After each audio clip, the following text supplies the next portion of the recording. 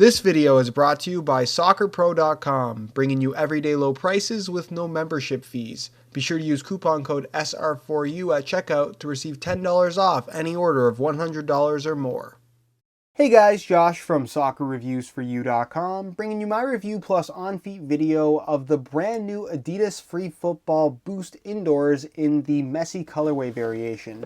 Now inside the box, as you can see, all you get are the shoes themselves. They do not come with any extras. So let me get these out of the box really quickly, and we'll take a closer look at the first ever indoor soccer model from Adidas to feature their signature Boost foam technology in the midsole. Now the Messi colorway variation that I have right here is going to run you for about $120 US, whereas the alternate colorway variation that does not have the Messi branding is going to run you $110 US. This is a shoe that's being marketed as an indoor soccer shoe / street soccer shoe, which is kind of exciting because we don't see that all that often, especially from the big brands.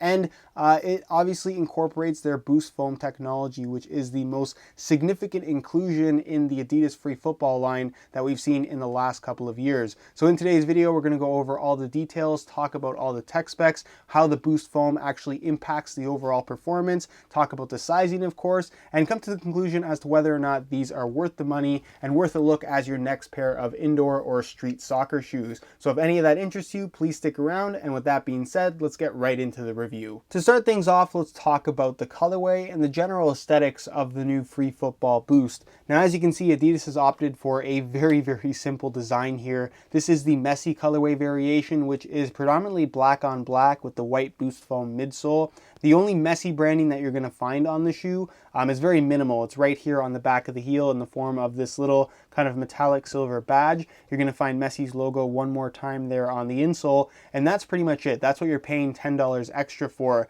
The other thing that I did notice between the Messi variation and the alternate colorway version that's available right now is the actual laces. The laces on this version are very chunky. It's almost like a rounded running shoe lace, which I'm personally not too crazy about, not only in terms of how they look, but also in terms of how they feel. It's just unnecessary bulk on the top of the shoe. And like I said, the alternate colorway has different laces. It's more of a standard flat soccer shoe style lace, which I personally prefer. So again, unless you're just a really big Messi fan or you prefer the black on black color scheme here, I would definitely recommend going for the alternate colorway just because you get the better laces as well as save yourself $10 because you're missing out on the Messi branding. So as far as the actual styling of the shoe is concerned, I think the reasoning behind keeping it very simple, even though this is technically the flagship model in the FreeFootball lineup, is because this is intended to be used as a street soccer shoe as well. So with any street soccer shoe, you're probably going to be wearing it with casual clothes, something you would wear every single day. So they didn't want to go too over the top, which is why they went with kind of a Samba look to the overall shoe.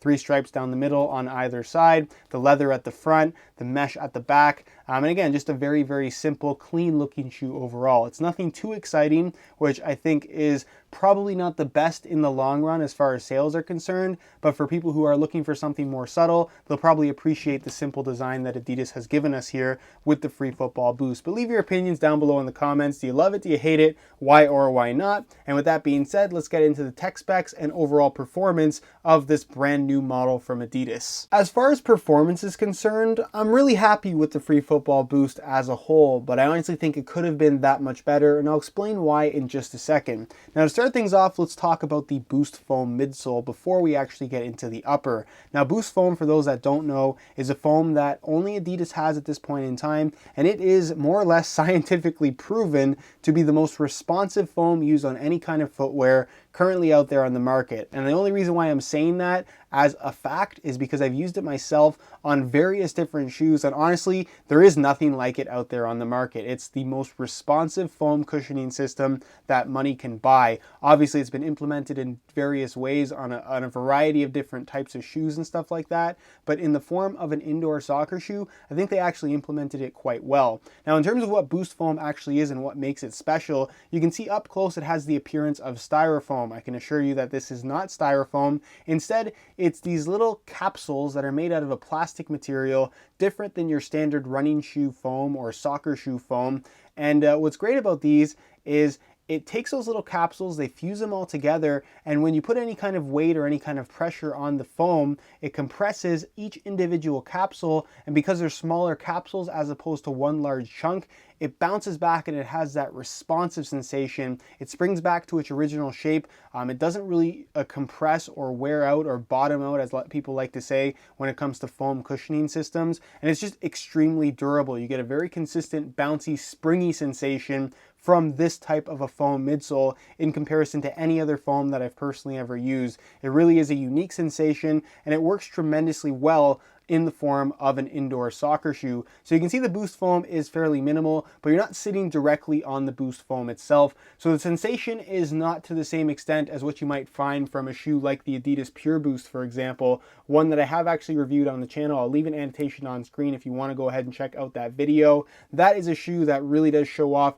how good boost foam is, but in this shoe, it doesn't actually have the same feel, and that's because the boost foam is actually sitting underneath a harder foam carrier on top. So you can see this black top line of foam, that's actually directly underneath the insole as well, and that's what you're sitting on top of before you get to the boost foam. And the reasoning for that is for stability. If you sat directly on the boost foam, it actually compresses too much to the point where it's detrimental to the overall stability of the shoe. When you have this foam carrier on top, it kind of gives you a good balance of really good cushioning and really good responsiveness without losing out on any kind of stability or anything like that. The boost foam runs all the way from the back of the heel, pretty much right into the middle of the forefoot, almost right into the toes. From basically here forward, where the foam actually ends, is where it actually ends, which again, not a big deal. The underfoot cushioning that you get from this shoe is really, really impressive. It's low profile enough to the point where you don't feel like you're high off the ground. It kind of reminds me a little bit of the Lunar Gato or something like that. And with indoor shoes, they come in all kinds of different varieties in terms of the feel that they have to offer. Some are extremely low profile with no foam midsole at all, whereas this is going to be kind of the opposite end of the spectrum, more of a running shoe type of underfoot cushioning, but obviously while still maintaining that low profile design that you would require from an indoor soccer shoe. So if underfoot cushioning is something that you find to be a priority, if you just find that playing on indoor courts can be very harsh on your feet and it just isn't comfortable for you, something like this provides a ton of additional cushioning that you wouldn't otherwise be able to get from any indoor soccer shoe currently out there on the market. I've praised something like the Nike Lunar Gato 2 for providing really good underfoot cushioning, but this is a night and day difference in terms of comparing it to the Lunar Gato 2. It really is that much better and the best of the best as far as underfoot cushioning in an indoor soccer shoe is concerned. Now, as far as the upper goes, this is where I'm a little bit disappointed with what Adidas has done. They've given us this great boost foam midsole,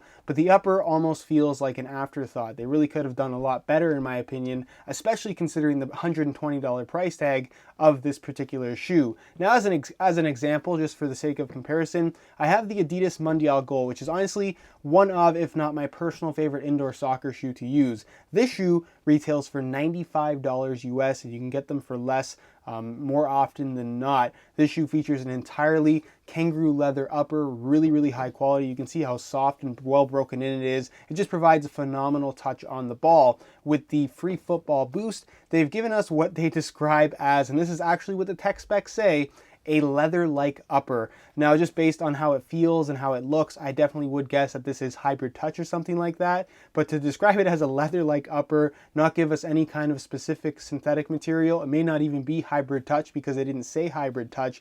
I'm just a little bit disappointed. It has that leather appearance, but in terms of actual feel on the ball, it's nothing special, honestly. It's synthetic, it's soft enough, it moves naturally with your foot, and again, it's not a bad synthetic by any means, but for $120 they're giving us this, and for $95 they're giving us this. So I think if they would have incorporated an upper, something along the lines of what we got with the Mundial Gold on this particular model, we really would have had a 10 out of 10 winner. But with this synthetic material that they've incorporated, it's going to be more durable, I think. They do have these synthetic suede kind of fused overlays here just to allow for better durability, especially if you're going to be using these for street soccer. But in terms of what they had at their disposal, just from other shoes that are lower prices than the FreeFootball Boost. I just think they could have done a lot better. So you can see the synthetic spans from pretty much the forefoot forward, and then it runs up the side of the laces, and of course you have that same synthetic material in the tongue. Again, I'm not bashing it, I just think it's not as good as it could have been. And then basically from the forefoot back, you're going to have a mesh-based synthetic material. You do have these Adidas stripes that serve as the branding, as well as a stability feature. They're a little bit thicker, and they're going to wrap your midfoot, prevent the shoe from sliding around or overstretching on your foot, because it is made from plastic right there in the midsole, and you can see it goes directly into the lacing system. So it's a nice stability system. You do have an internal plastic heel counter here at the back with a little fuse overlay. That's more of a visual thing than a performance thing. The heel liner is a nice synthetic suede material, which I really like. The insole is technically non-removable, it's glued in, but you can actually remove it. It's really nothing to see though. It's pretty much just a standard insole, and a removable insole I think would have been nice, especially at the $120 price point. And then moving on to the bottom of the shoe, this is an indoor soccer shoe / street soccer shoe. So you can see that they have kind of an unconventional indoor soccer shoe style bottom as far as traction is concerned. Honestly, the rubber itself is actually very nice. It's surprisingly grippy. You can see it does have this kind of X cross hatch pattern where little boost foam is kind of exposed in between the pattern itself. Again, it doesn't really take away from the overall grip on streets. You're really going to get great traction with this particular shoe, as well as pretty good durability from the rubber overall. You can see it lips up here at the front as well, and that's all hard, very durable rubber. And even if you're using it on indoor courts, as long as the court is relatively clean, you're going to get pretty good traction just because the rubber is very high quality. But if the court is a little bit dusty, you're going to have some issues with the traction overall. So I would definitely recommend this as more of a street soccer shoe as opposed to a indoor court style inside of a gym soccer shoe. But again, you can use it how you want. It will perform adequately on all kinds of different flat plane surfaces. So that's pretty much it as far as the performance is concerned. Let me know your opinions on it down below in the comment section. Do you think they should have gone with a natural leather upper as opposed to the leather-like material that they've described as the upper on this particular shoe? Again, your opinions down below in the comments are appreciated. And with that being said, let's move on to a quick weigh-in so you can see how lightweight these guys are. In comparison to most modern soccer shoes, this definitely does have a more substantial design overall, and that is reflected in the overall weight.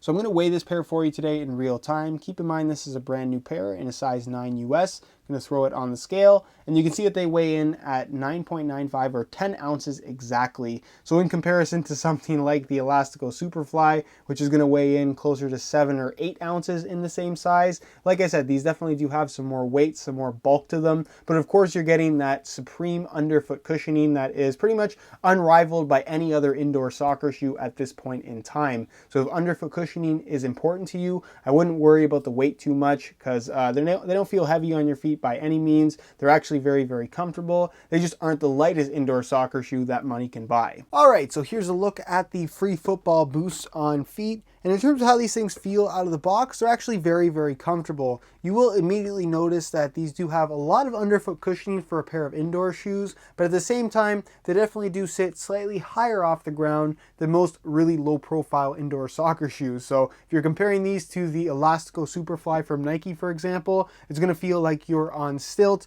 But if you're comparing it to something like the Lunar Gato, they're gonna feel very, very similar. Again, not too high off the ground, just not as low as a lot of indoor models that are out there right now. As far as the overall comfort level of the shoe is concerned, I really didn't have any issues. You get a decent amount of flexibility from the Boost Foam midsole, which is really, really nice. The upper is soft and flexible, even though it isn't natural leather, it's a synthetic material. The mesh obviously has a nice kind of soft, flexible feel to it as well, but you're still nice and locked in when you pull the laces tight. Again, not too crazy about the laces themselves, but that does change depending on the colorway. And the only minor complaint that I have is actually the fit in the heel, which is a little bit shallow for my liking, not to the point where it's problematic, but just a little bit more shallow than I would personally like it to be. So as far as fit is concerned, they're very, very comfortable and require very, very minimal break-in time. As far as width is concerned, it's a shoe that's going to be suitable for most foot types. I guess if you had really, really wide feet, you may want to try them on first, but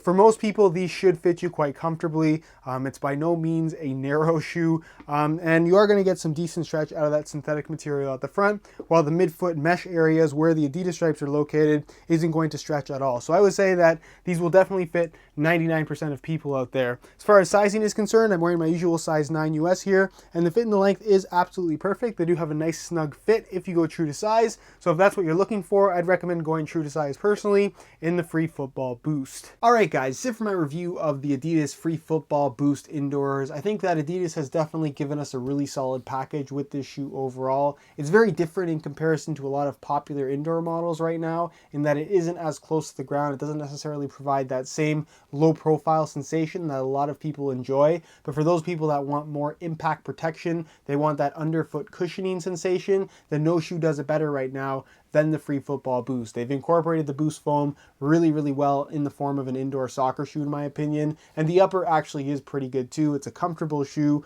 I think it could have been a little bit better as far as the upper is concerned. But overall, as a package, in terms of an indoor shoe that provides really good underfoot cushioning and a nice responsive sensation overall, this is definitely a shoe that I can strongly recommend. So if you guys are interested in a pair of these for yourself, there will be a link down below in the description, the very first one. It'll take you to the review page on my website. You'll find the high quality images of this shoe that'll give you a better idea as to how they actually do look in person, as well as you'll find buy it now links with the best prices online, including exclusive SR4U coupon codes where you can pick up all of the currently available colorways below their normal retail price. So be sure to go ahead and check out that review page again if you're interested in a pair for yourself. First link down below in the description. If you have any questions or suggestions, leave a comment down below and I definitely will get an answer out to you. If you enjoyed today's video, found it helpful and informative, be sure to support it with a like. That would be greatly appreciated. Subscribe if you haven't already for daily videos on all the latest and greatest soccer gear. You can find all my social media information down below in the description as well. And other than that, guys, hope you enjoyed today's video. And as always, thanks for watching.